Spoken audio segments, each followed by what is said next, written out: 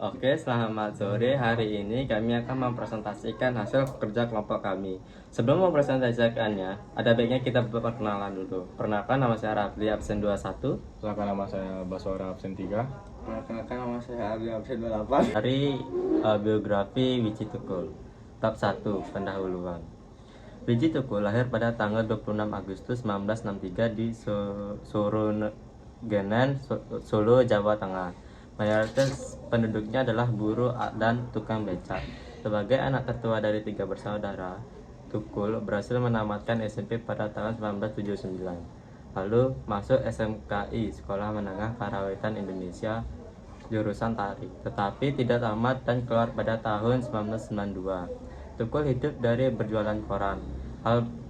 Hal bekerja di sebuah perusahaan mebel antik sebagai tukang pelitur.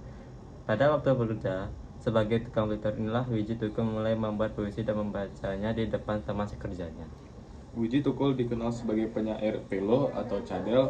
Ia menulis puisi sejak masih duduk di bangku SD dan mulai tertarik pada teater ketika sekolah menengah pada sekolah menengah pertama atau SMP. Melalui teman sekolahnya, Wiji Tukul bergabung bersama teman-temannya di kelompok teater yaitu Jagalan Tengah atau Jagat. Bersama teman-temannya dia pernah masuk keluar kampung pengamen puisi diiringan berbagai instrumen musik seperti reban, gong, suling, kentongan, gitar, dan sebagainya. Wiji Tukul juga merupakan salah satu anggota Partai Rakyat atau PRD. Pada masa itu, seluruh kader anggota PRD dituduh oleh pemerintah sebagai pembelot negara.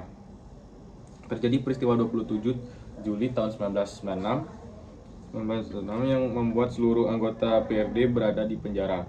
Sejak peristiwa itu, Wiji Tukul menghilang dan tidak diketahui sampai sekarang. Ya, bagi Wiji Tukul, puisi merupakan alat yang mampu menyampaikan permasalahan dirinya selaku orang kecil yang secara kebetulan mewakili suara kaum tertindas pada umumnya. Melalui karya-karya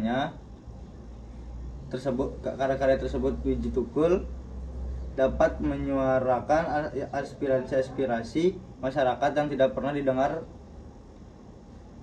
oleh penguasa yang melecehkan kaum marginal, membuat Wiji Tukul diwaspadai pemerintah pada masa Orde Baru, menimbulkan semangat hidup dalam membangkitkan perjuangan melawan kekuasaan politik yang selalu menyengsarakan rakyat.